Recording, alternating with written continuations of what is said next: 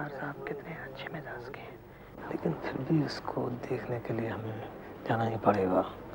महकमा तामीरात उसके आस पास के लोग हैं। ये देखें ठीक है और कभी तो मैंने कहा था ना, वो काम वैसे ही हो रहा है। होगा। हाँ, गालिबन हुक्काम को याद होगा कि जैसे ही दिल्ली में सैयद तख्तनशीन हुए, बमुजिबे हुक्म हमने तकरीबन 200 लोगों को बोझा ढोने की तय फौज में दाखिल कर लिया था। मगर अब एक मुश्किल आन पड़ी है। मुश्किल? जी हाँ, मुश्किल यह है कि कुछ ही अरसे बाद जब दिल्ली की तरफ से किसी खतरे का अंदेशा न रहा तो उन्हें रहगुजर की तामीर के काम में लगा दिया गया। मगर इसमें मुश्किल क्या है? मुश्किल यह है हजूर कि अब उन लोगों को फौजी टट्टू माना जाए या तामीरी मजदूर। कुछ भी मान लीजिए। मगर हजूर, असल मुश्किल यह है कि अभी तलक उन लोगों की तनख्वाह हमारा महकमा ही अता करता आ रहा है। गोया कि काम वो महकमा तामीरात का ही कर रहे हैं। हुजूर, उस जुलाई कबीर के बारे में बात जरूर कर लीजिएगा।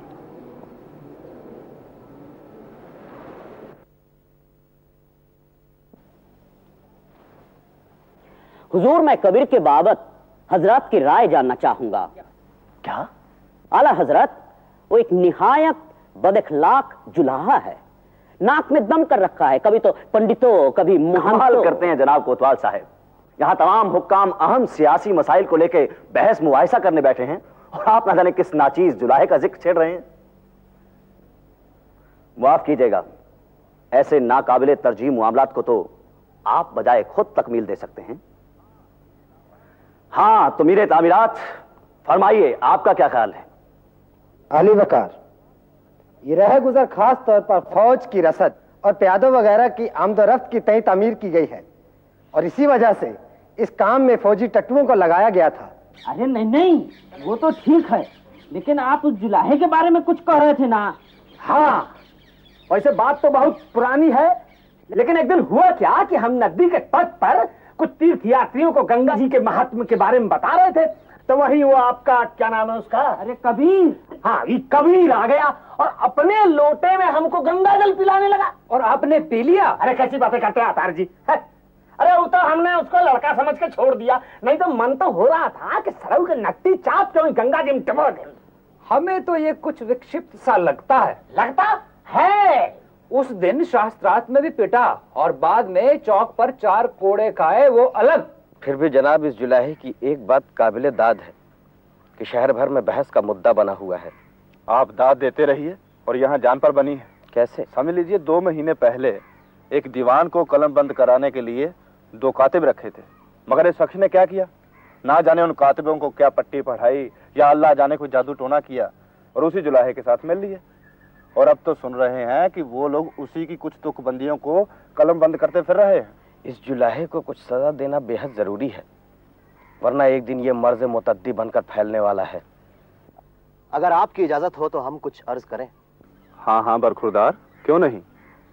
हमारा मतलब यह है कि वो जाहिल जपट जरूर हो सकता है, लेकिन कमअक्ल नहीं हो सकता। उसके बस्ती के कुछ लोगों को बुलाकर उनके दिलों में यह दहशत पैदा कर दी जाए कि कबीर उनके नुकसान का बायस हो सकता है। उसके बाद वो लोग खुद उसका इंतजाम कर लेंगे। क्यों पिताजी, आप क्या कहते हैं? फरमाइए। वाह बाबू द्वारकानाथ, अभी से इतनी मसलहत भी नहीं। मुंशी जी, आपका बेटा होनहार है। कुछ कहो, बाबू द्वारिकानाथ हैं बड़े नीक मनई। औ का आने वाले मुसीबत से पहले ही आगाह कर दिया कि नहीं? ई का खाक आगाह करना हुआ, या तो कबीर को समझा दो, नहीं तो तुम सब मुसीबत में फंस जाओगे। अरे ये तो धमकी हुई धमकी। अब कुछ भी समझो, पर बटकार लोगन की बात है, समझाना तो पड़ेगा ही। पर कहोगे का? हाँ, ये बात तो है, बाबू साहब ने कोई खास गलती तो बताई नहीं। गलती हम बताते हैं। उस दिन का किस्सा मालूम है, जिस दिन वो अयोध्या जी के महंत की सवारी निकल रही थी? नहीं। उस दिन मुरली के लड़के ने क्या किया कि जुलूस देखते देखते पंडितों के बीच में घुस गया। अरे ये तो गजब कर दिया उसने। तो बताओ, अब पंडितों से पीटेंगे नहीं तो क्या उसकी पूजा करेंगे? अरे भैया, हमारा तुम्हारा लइकवा होता तो पंडित तो बाद में पीटते, पहले हम की खाल उधेड़ देते। हाँ, पर इसने, कबीर ने क्या किया कि इस बात पे उल्टा पंडितों से ही झगड़ने लगा। अब बताओ भैया, जब परमात्मा ने ही हमें छोटा बना दिया है तो अपनी औकात समझनी चाहिए कि नहीं? बिल्कुल। और समझो ना तो ये बात गलत है कि नहीं? और एक कम गलती है, इतने बड़े बड़े हुक्काम खपाए उससे। अरे ये तो उनकी दरिया दिली है कि हमें बता दिया। चाहे तो कबीर को चुटकियों मुड़वा दे, पता ही नहीं चलेगा कि कहाँ गया। बेटा काहे चूल्हे से मुंह मार रहे हो? तनी ठहर जाओ, हम कर देंगे रोटी। बस हो गया अब तो।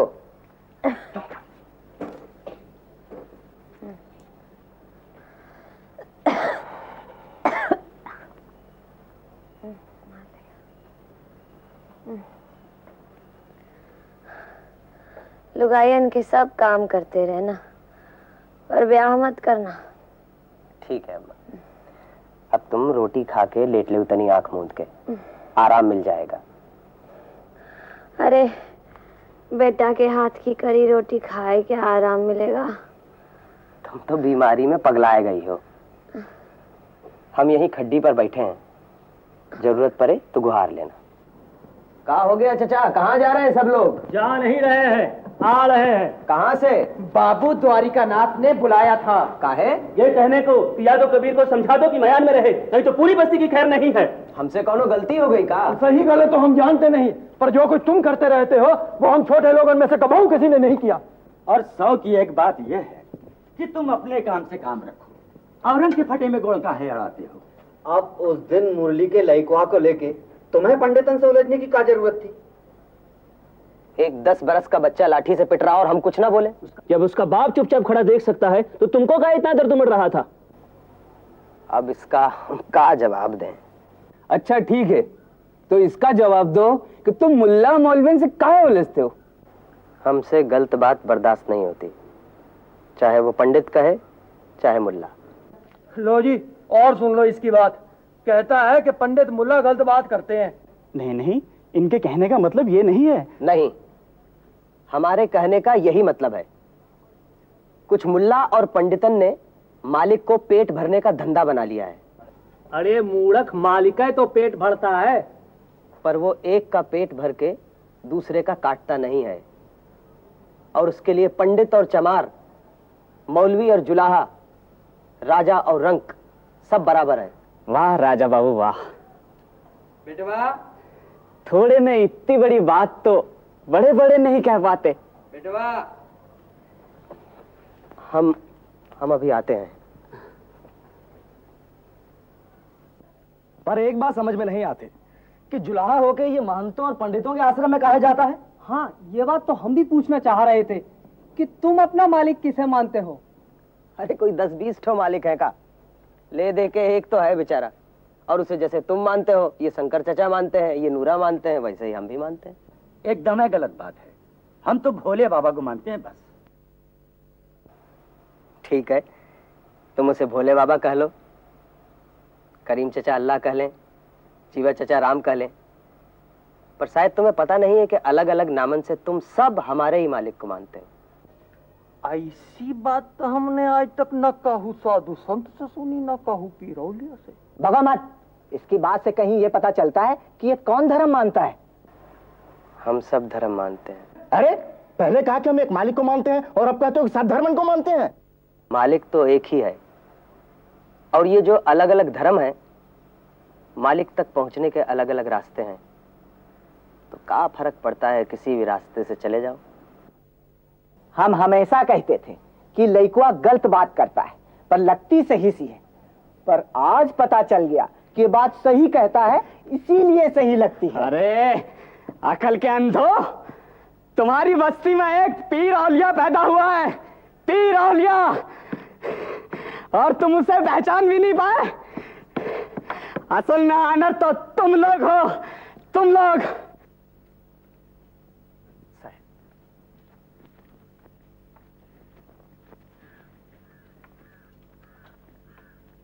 बंदगी साहब। कबीर जी आइए बैठिए।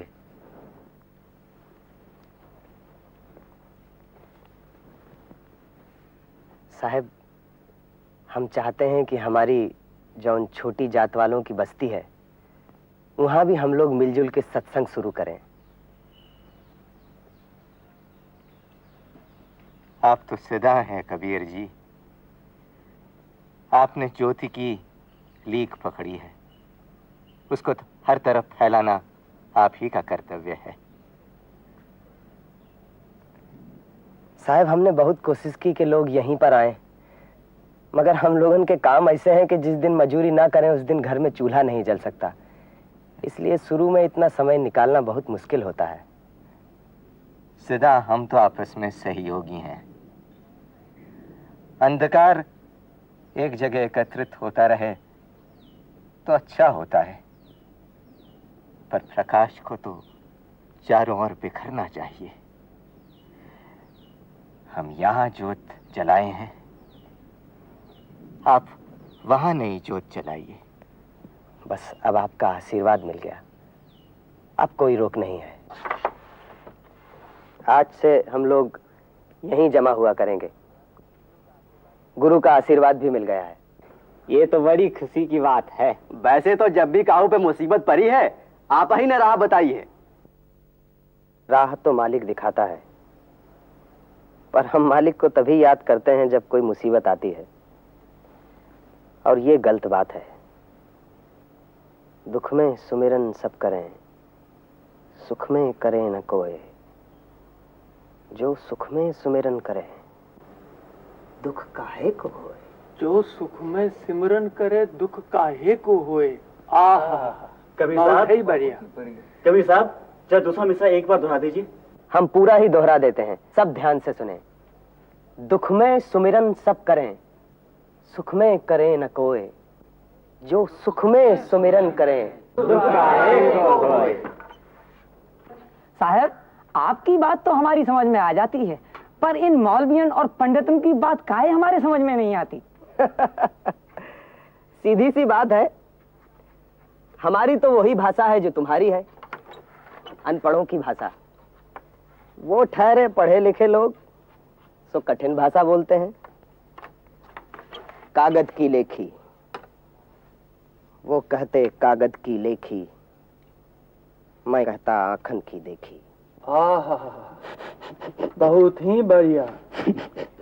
संसार में अगर आदमी आदमी से प्रेम का नाता जोड़ ले तो फिर कौन जमा जथा जोड़ना है। यही तो असल धन है, यही तो असल ज्ञान है। दिमाग फेंक गया का? काहे हंस रहे हो? हम जिस बात पे हंस रहे हैं वो बड़े मजे की बात है। मजे की बात है तो वहाँ हमारे डेरे पर जाकर हंसो, यहाँ सत्संग हो रहा है का? सत्संग, इसी बात पे तो हम हंस रहे हैं। कभी देखा है कि हमारे तुम्हारे जैसा अनपढ़ गमार प्रवचन कर रहा हो? न पंडित न मुल्ला, कौन जुलाहा। ठीक है, चुपचाप बैठ के सुनो, गुण करेगी। सब खुदा के बंदे हैं, सब भगवान ने बनाए हैं, सबको पूजा इबादत का हक है। न कोई छोटा न कोई बड़ा, सब बराबर हैं।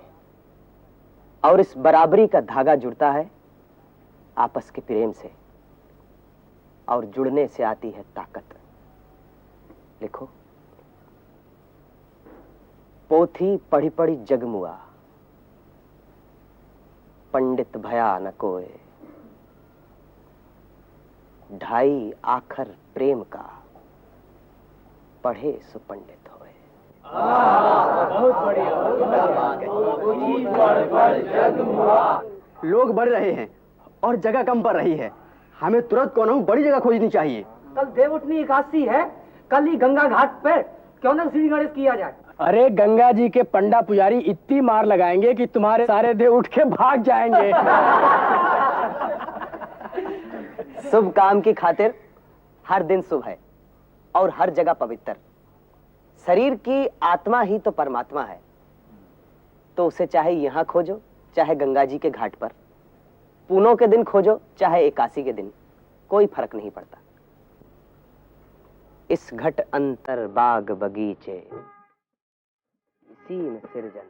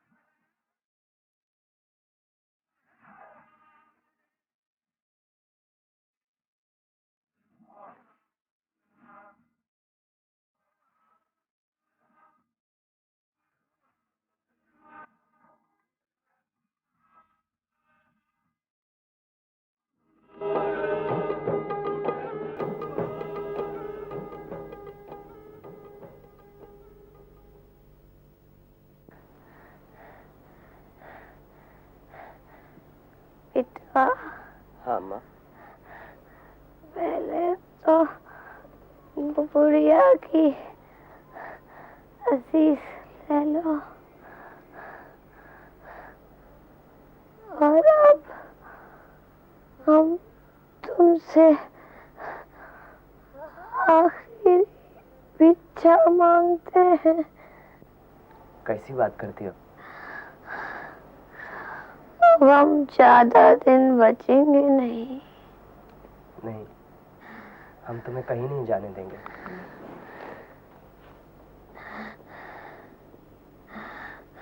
बचवा, एक बूढ़ी बेवा का ज्यादा दिन जीना कौन खुशी की बात है। इसलिए तुमसे पहली और आखिरी भिक्षा मांगते हैं, एक चांद सी बहुरिया ले आओ। अम्मा, ये पूरा तन तो तुम्हारा ही है। तुम ही इसे मौत के मुंह में से निकाल के लाई और जैसा भी बन पड़ा ऐसे पाला पोसा। इसका तुम जो करना चाहो करो। ब्याह रचाना रचा दो।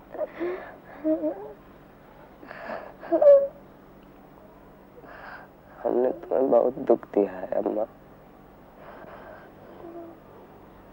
क्योंकि गुरु ने कहा कि जाओ सबके हो जाओ। जब सबका होना चाहा तो एक तुम छूट गई। हम ब्याह करेंगे, तुम्हारी कसम अम्मा। अब हम तुम्हारी खुशी की खातिर ब्याह करेंगे। हम कितने बड़ भागी हैं कि तुम हमें लहर तारा के किनारे से उठा लाए और यहाँ आके दुनिया के कैसे कैसे रंग देखे। जिनगानी का चरखा देखा, लोगों का ताना देखा, बाना देखा, अपनी गुदड़ी देखी, दूसरों की चादर देखी। हमें अम्मा अब जिनगानी में भरोसा हो चला है।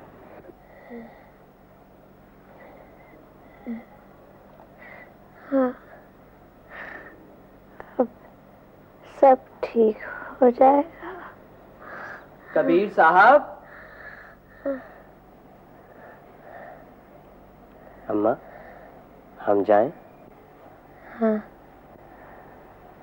अब हमें बहुत गहरी नींद आएगी।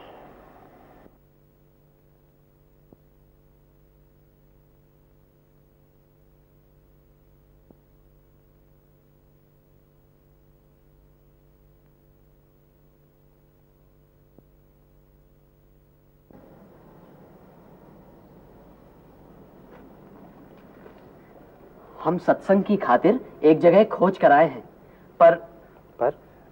पर बस वहाँ एक ही कमी है कि वो जगह बेसुआओं के कोठों के सामने पड़ती है। तो क्या होगा? वही तो हमारी बहनें हैं। जब मन चारों तरफ भटक रहा हो तो माला और जाप से राम नहीं मिलते। माला तो कर में फिरे, जीभ फिरे मुखमाही, मनुआ तो चहुदिस फिरे, ये तो सुमिरन नहीं। मालिक के सुमिरन की खातिर न माला और तस्बीह की जरूरत है और न जाप की। बस एक मन उसी में लगा हो। अरे ए भैया, कौन हो तुम लोग? दिखता नहीं का, इंसान है। इंसान होते तो इस तरह दूसरों की नींद में खलल डालते? सवेरे सवेरे सोने का वक्त है का? हम लोग सत्संग कर रहे हैं। सत्संग?